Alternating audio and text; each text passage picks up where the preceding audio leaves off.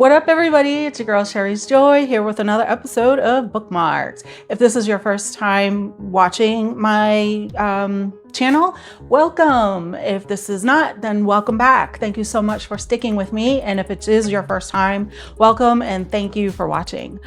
Today I'm going to talk about Burned Down Master's House by Clay Kane. This book is very deep, very hard read. There were some moments where I had to put it down and then get back to it. So I'm just gonna get into it. So this book was written, actually it was published this year, last month, January to be exact. And it's about 281 pages. I read it on my Kindle. Absolutely love my Kindle.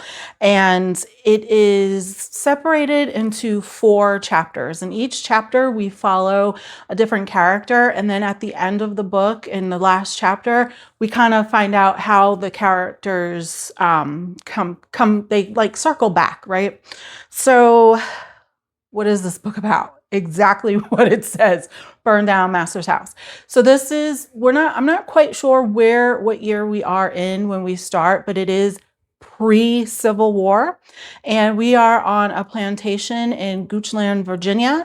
And I looked it up. The Goochland, Virginia is a county that is, it's Western Virginia, and it is actually between Charlottesville and Richmond. So it's actually not called Goochland County now. It's actually a combination of different areas and they just made it into one area. Anyway, so that's a little history on that. So we are on the Raglan's plantation, and well, before that, we meet Henry, and Henry is on a different plantation. Henry is a teenager, probably an older teenager, maybe like 18, 19. And he is, when we first meet him, he is expected to perform with another enslaved person, and he can't. So the owner gets really upset and sells Henry away for $300 to the Raglan plantation, which is in Goochland, Virginia, or Goochland County, Virginia. And he goes to this plantation, and on this plantation, he meets Solomon, David, Luke, and Josephine, and it's a mess. So the Raglans are very evil. I mean, they're slave masters, right?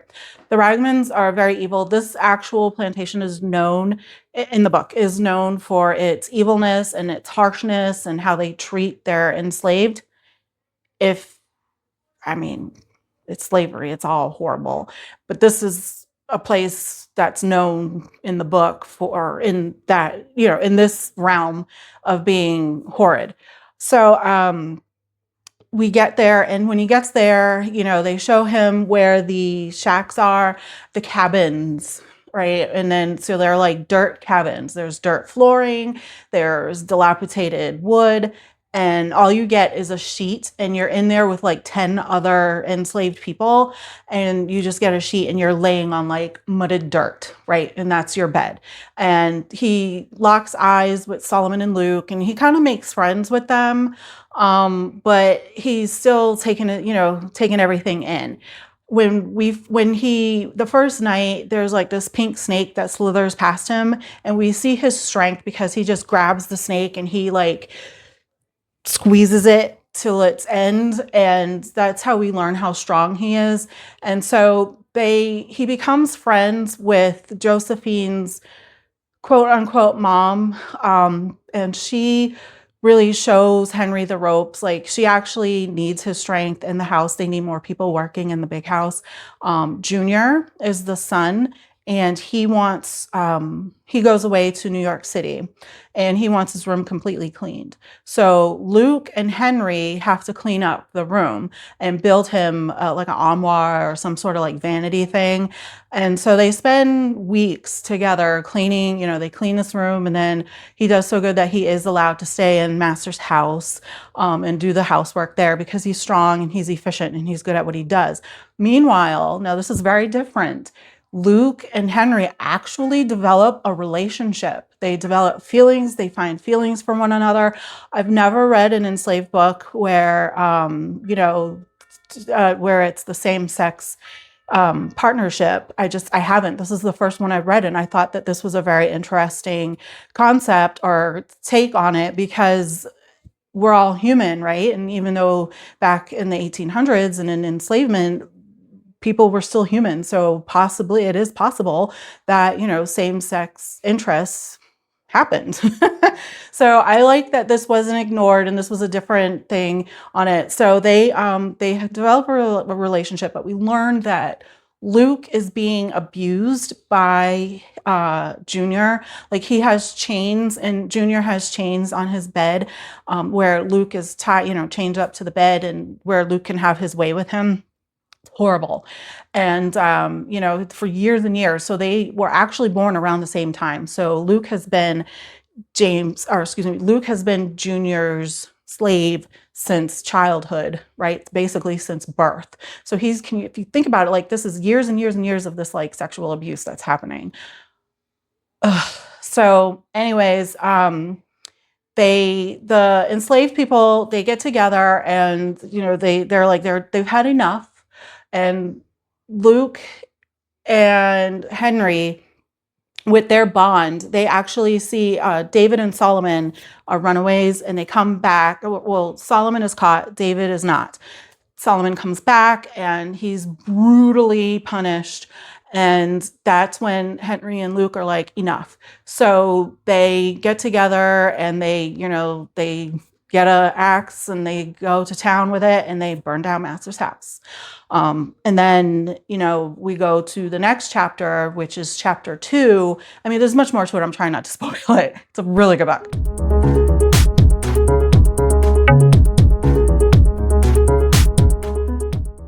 Okay, so chapter 2 is at the end of chapter 1, the enslaved people, they actually, Clay Cane, the author, he calls them souls.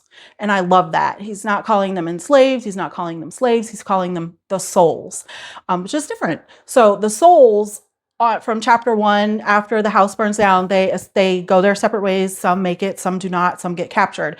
Josephine was a little girl. She was young. I think she was probably about, I'm not even sure. She was young, and she gets, captured, and she goes to the Baynard, Baynard plantation, where there's about 10 enslaved people there.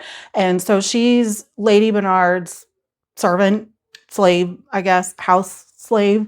And we meet this situation where she's trying to cook breakfast. She knows that Lady Bernard's breakfast has to be like this certain way, bacon cooked perfectly, eggs cooked perfectly, and she's trying to make the breakfast. But then Lafayette Bernard, the slave owner, the master of the house, he comes, and he's like drunk, smells of whiskey, and he wants to assault Josephine, and so he does, and that makes the breakfast burn. So Lady Bernard gets mad, and she goes out and takes her to the whipping post. And, there's a look on Josephine's face where we as readers are reading that she's channeling and she's going somewhere else. But the whipping is happening, and she's taking it. And Miss Bess is another enslaved person. She's older. She's been there a long time. She's like, Josephine's the one. She's going to lead us to freedom. She's going to take care of us. She's the chosen one.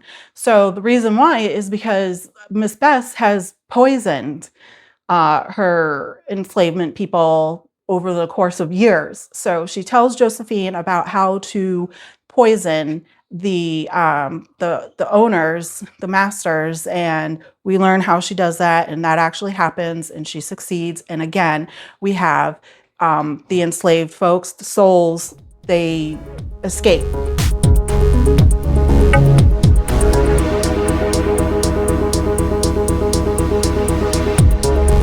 So now going into chapter 3, after chapter 2 ends, and that house is, those slave owners are kaput, right? Justice is served, I guess you could say. Those enslaved folks, like I said, there was about 10 of them. Josephine, Larkin, Miss Mama Bess, and a couple of others, they run to freedom. And we don't really know what happens to all of them, the story in chapter 3 kind of follows Larkin, and we learn that Larkin, he's now 10 years later, he's 23 years old. He made it all the way to New York, where there he learned how to become a blacksmith, and he made a name for himself, and he made money and everything. He doesn't go back to Maryland. He goes to Pennsylvania. Actually, he goes to Gettysburg, where he makes a name for himself there as a blacksmith, and he's living his life, and he's making money, he's earning money, and he has the respect of the people in Gettysburg. We meet Charity. Charity is enslaved on a Maryland plantation, and she is with Miss Clara, and she's going back and forth from Maryland to Gettysburg for whatever reason we don't really quite know, but she keeps going back and forth, like every so many months. At one point, she meets Larkin, Charity meets Larkin, and they fall in love. And like Larkin teaches her how to read, he teaches her numbers, and he tells her about the Abolition Act of 1780, which in the book, the explanation of that act is in the state of Pennsylvania. If you are enslaved and you've been in Pennsylvania for 6 months, you are then free after that 6 months. Now, it doesn't specify if it's cumulative or if it's consecutive. So in the book, there's a lot of red tape around that. I actually researched this act. I didn't go too deep into it, and it's a little bit different than how it is explained in the book. The actual Abolition Act of 1780 is what I have learned of what it is. It is enslaved children enslaved children in Pennsylvania are born free, and they are servants until they're aged 28, and then they are completely free. They don't need to be servants anymore. So in this book, it's a little bit different. So Larkin and Charity, they fall in love.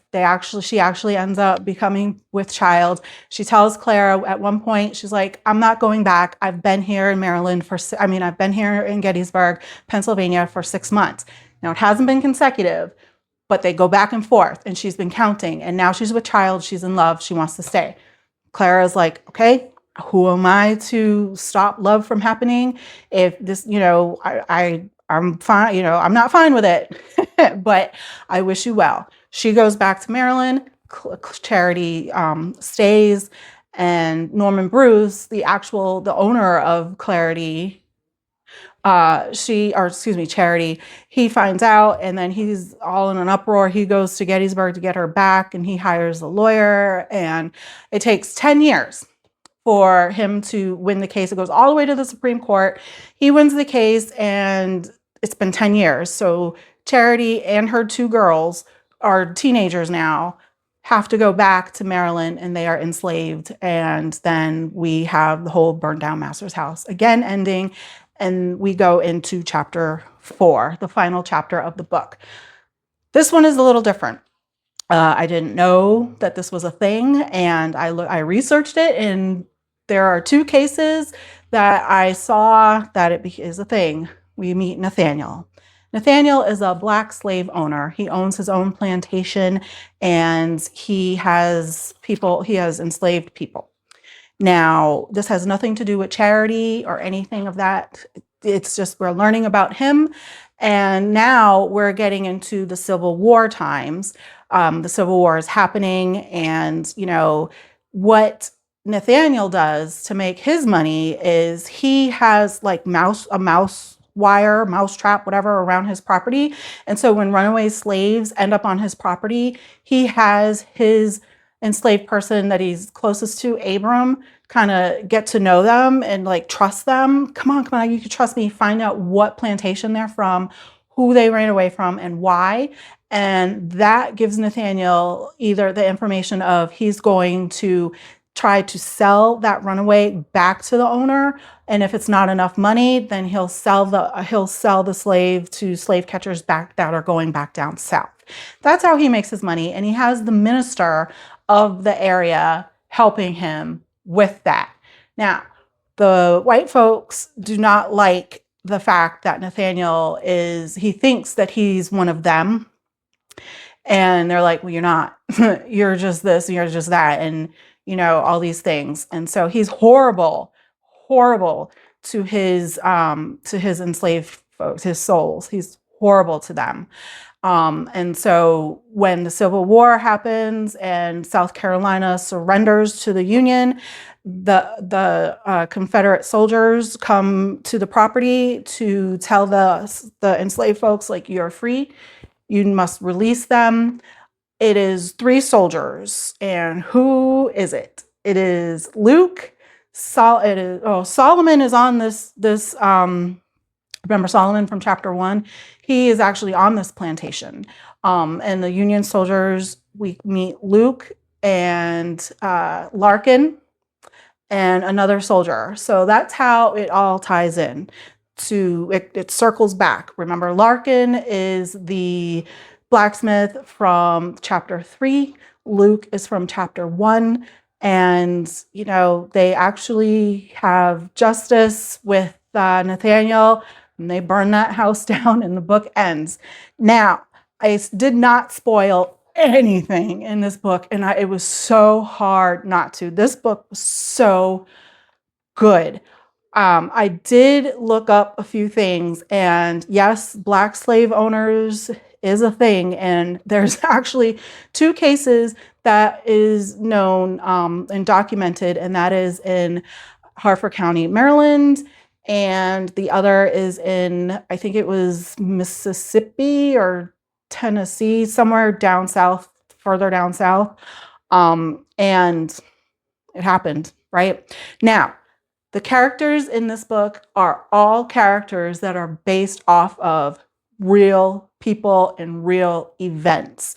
The thing I love to learn is that these people aren't, these characters aren't completely made up. Like, oh man, like this just makes me want to do more and more and more. Now, what I will say about Mr. Kane is that he does list all of his, he has footnotes, and he lists like everything that he's researched, and all of his books and stuff like that he's researched and got documents from are in, at the end of the book. I love that.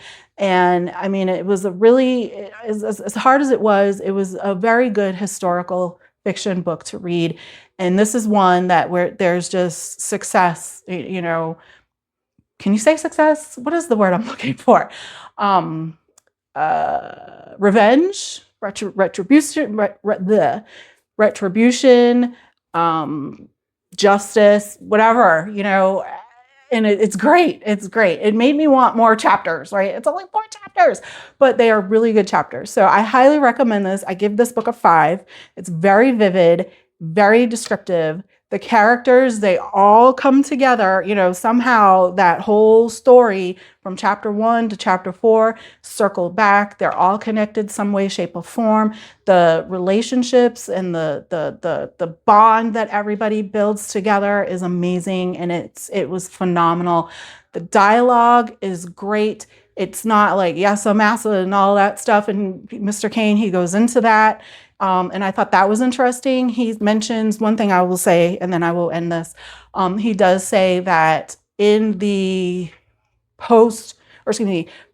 in the antebellum days and pre-Civil War, the N-word is not really used as much. It is used, but not as much. That word really came in and was really starting to be used the most during the Jim Crow era. So he doesn't have that written in this book. He doesn't use that in this book because of what I just said. And he also mentioned that the depiction in dialogue that sometimes we see a lot of times on how enslaved people talk is not always yes, massa and all that stuff. It really just depends on the region that the plantation is on, and also where the enslaved person is from, and how the slave owners talk. So the enslaved folks mostly talk like how their slave owners talk. They pick up on that dialogue and all of that. And like I said, the region and where they're actually from. So I thought that was interesting as well. So I really do appreciate the explanations and everything of this. Again, hard read. Rating is a 5. I was fully engaged. I read this book in 3 days. It was phenomenal. I highly, highly recommend it. If you haven't read it already, definitely, this is a good read. And if you have read it, let me know what you think. Hit me up in the comments. I am Sherry's Joy. You can find me at all of the social media things listed below. I am one half of the DigiKast. You can find the DigiKast on Instagram, YouTube, Spotify, Facebook, and that's it. Thank you again for watching. I appreciate all of you. Like and subscribe, spread the love, and love the world.